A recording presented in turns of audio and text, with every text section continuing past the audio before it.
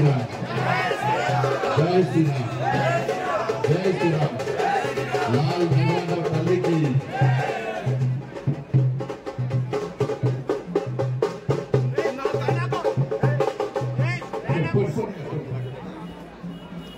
అందరూ వచ్చుకున్నారు కదా మీరు రేపటి సూపర్ అండి మీరు ఎందుకంటే తల్లి దర్శించుకున్నారు కదా తల్లి గోడం పెట్టారు కదా మీరు పెట్టిరా అమ్మలక్కలు పెట్టిరు అందుకే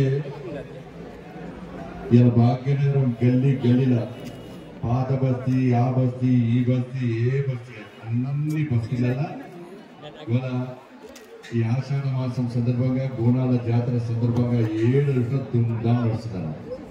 నేను పొద్దు నుంచి తిరుగుతున్నా. పోయినసారి వచ్చిన కంపల్సరీ ఈసారి కూడా లాల్ తర్వాత అమ్మవారిని దర్శించుకోకుంటే ఇక మనంత దురదృష్టవంతులు ఇవ్వలేరు. సికింద్రాబాద్ మహాకాళి అమ్మవారు కానీ లాల్ తర్వాత చాలా మంది దర్శించుకోవాలని ప్రయత్నం చేస్తూ ఉంటారు. కానీ చాలా మందికి దర్శనం కాదు. కానీ దర్శనం కాని వాళ్ళకు కూడా తల్లి ఆశీర్వాదం తీస్తారు. అవును కదా? కొన్ని దర్శనం చేసుకున్నందుకు ఏం మొక్కాలి? నేను బాగుండాలి, నా కుటుంబం బాగుండాలి, మన వ్యాపారాలు బాగా నిలవాలి, మన బయట పైసలు బాగా సంపాదించాలి. అట్లా మొక్కాలా? అట్లా మొక్కాలా? అట్లా మొగ్గుతే అమ్మవారు ఏమి నిజమైన హిందువులంటూ ఏం మొక్కాలి? నేను బాగుండాలి, నా కుటుంబం బాగుండాలి, నా సమాజం బాగుండాలి, ఇంతకంటే ఎక్కువ మన దేశం బాగుండాలి. దేశం బాగుంటేనే మనం బాగుంటాం. అసలు ఈ బోనాల పండుగ అంటేనే చరిత్ర తెలుసుకోవాలి. మనం వాళ్ళంతా ముందు ప్లేగు వ్యాధి వచ్చిందట. చరిత్ర కూడా చెప్తున్నా. ప్లేగు వ్యాధి వచ్చిందట. జవాన్లు కూడా, ఆర్మీ జవాన్లు కూడా అమ్మవారి యొక్క శక్తిని గుర్తించి ఆ తల్లికి బోనం సమర్పిస్తే ఈ అంటువ్యాధి నుంచి మనం బయటపడతాం, ఈ కష్టం నుంచి బయటపడతాం.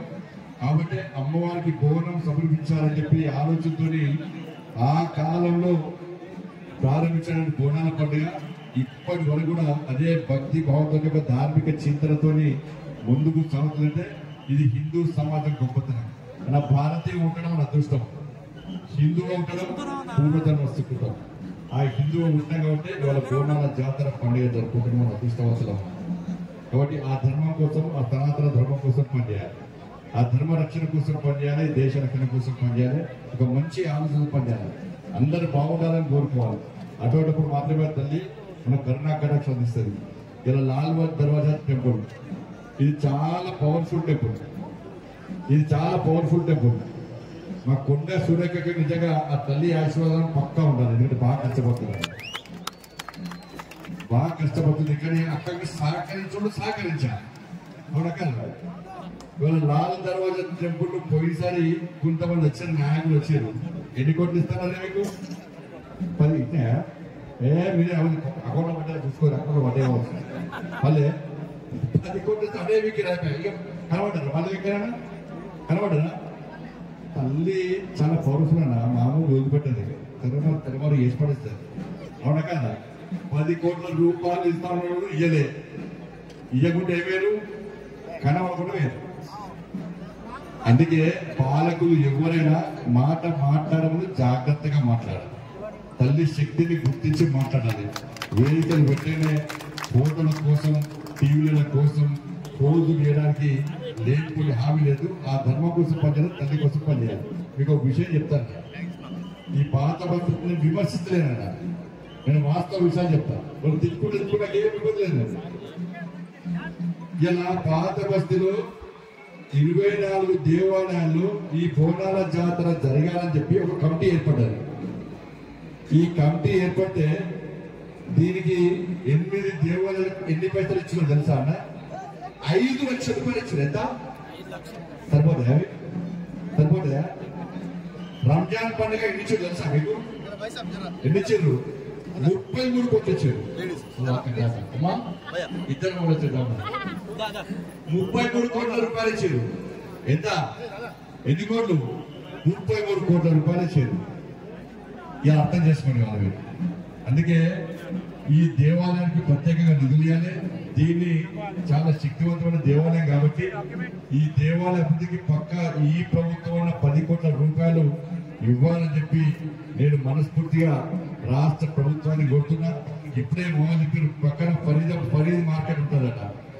ఆ ఫరీద్ మార్కెట్ ఇస్తే ఈ దేవాలయాన్ని విస్తరించచ్చు, దీనికోసం ఉపయోగించుకోవచ్చు అని చెప్పి ఇక్కడ భక్తులు అందరూ కోరుతున్నారు. అందుకే రాష్ట్ర ప్రభుత్వాన్ని కోరుతున్నా, ఆ ఫరీద్ మార్కెట్ ఏదో దేవాలయానికి ఇస్తే దాన్ని మళ్ళీ మతం పేరుతో చూడకండి. ఫరీద్ అని పేరు ఉందని చెప్పి మళ్ళీ వాళ్ళు ఏమైనా అంటారు వచ్చని భయపడే ప్రయత్నం చేయకండి. దేవాలయానికి మొత్తం ఈ దేవాలయానికి తెలంగాణ రాష్ట్ర వ్యాప్తంగా తెలుగు రాష్ట్రాల నుంచి కూడా భక్తులు వస్తున్నారు కాబట్టి ఆ ఫరీద్ మార్కెట్ ఏదో వాళ్ళకి ఇస్తే ఆ దేవాలయాన్ని ఇంకా విస్తరించే ప్రయత్నం చేస్తారు. ఎందుకంటే ఈ పాత బస్తీలో గతంలో నేను రాష్ట్ర అధ్యక్షుడు ఉన్నప్పుడు ఉప్పుగూడలో కాళీమాత దేవాలయానికి కబ్జా అయిన ప్రయత్నిస్తే నేనే వచ్చినాను, వచ్చి దాన్ని రక్షించే ప్రయత్నిస్తా. అక్కడ కార్యకర్తలకు ఎండగా ఉన్నా. ఈ పాత బస్తీలో కబేలాలు కబ్జా అవుతున్నాయి, దేవాలయాలు కబ్జా అవుతున్నాయి. అనేక ఆడ కట్టుకొని 300 కుటుంబాలు కట్టుకేసుకోగలిగారు. వాళ్ళ కబేలాలను కబ్జా చేసినారు. ఇప్పుడు ఈ ప్రభుత్వం చేయకుండా నెక్స్ట్ వచ్చేది ఎవరిస్తారే అప్పుడు ఇష్టపడమన్నా. ఈ దేవాలయం గొప్పతనం ఏదో, ఈ దేవాలయం రూపురేఖలు ఏ విధంగా మార్చాలో ఆ తల్లికి సేవ చేసే అవకాశం మాకిస్తే తప్పకుండా ఈరోజు చూసిన దేశంలో నరేంద్ర మోడీ గారి నేతృత్వంలో కాశీ గాని అయోధ్య గాని దేవాలయాలు ఎట్లా చెందుతున్నాయి కదా. కానీ పాత బస్తీని దేశాన్ని ఎక్కడ ఇష్టపడి పాత బస్తీని ఇష్టపడతామన్నా పక్క పాత బస్తీ మనది, ఎవరు జాగ్రత్త కాదు మనదే అని అందరం మంచిగా కోరుకుంటామన్నా. సర్వే జన ఇది హిందూ ధర్మం కోరుకుంటుంది. హిందువులే బాగుండాలి, ముస్లింలు బాగుండదు, క్రిస్టియన్ బాగుంటారు కోరుకోమనం. సర్వే జన సుఖినోభవంతో చెప్పి లోక కళ్యాణార్థం అందరూ సుఖ సంతోషంతో ఉండాలని కోరుకునే ధర్మమే హిందూ ధర్మం.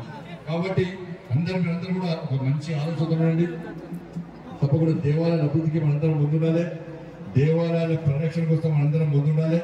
మన ధర్మాన్ని కాపాడుకోవడానికి, మన సనాతన ధర్మాన్ని కాపాడుకోవడానికి హిందువులుగా మీరందరూ ముందుకు రావాలని చెప్పి మీ అందరికీ విజ్ఞప్తి చేస్తూ, ఏ మంచి ఆలోచనతో అమ్మవారి దర్శనానికి వచ్చారో, ఏ ఆశయం కోసం మంచి ఆలోచనతో అమ్మవారి తల్లికి బోనం సమర్పిస్తామో తప్పకుండా ఆ అమ్మవారి కరుణా కటాక్షలు మీ అందరి మీద ఉండాలని చెప్పి, మీరు మీ కుటుంబాలు నిండి నూరేళ్లు ఆయుర ఆరోగ్యంతో ఒక సంస్కారవంతమైన జీవితం గడపాలని చెప్పి ఆ శక్తిని, సామర్థ్యాన్ని, ఆలోచన తల్లి కల్పించాలని చెప్పి మీ అందరికీ విజ్ఞప్తి చేస్తూ, హిందువులందరూ కూడా ఈ బోనాల జాతర సందర్భంగా హృదయపూర్వక శుభాకాంక్షలు తెలియజేస్తూ భారత్ మాతాకి జై శ్రీరామ్.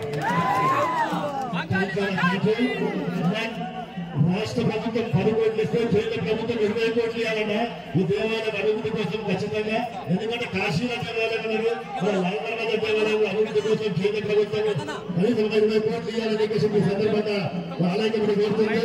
ఆలయ కమిటీ ప్రధాన కార్యదర్శి మార్గో గారు సన్మానిస్తారు. ఆలయ కమిటీ ప్రధాన కార్యదర్శి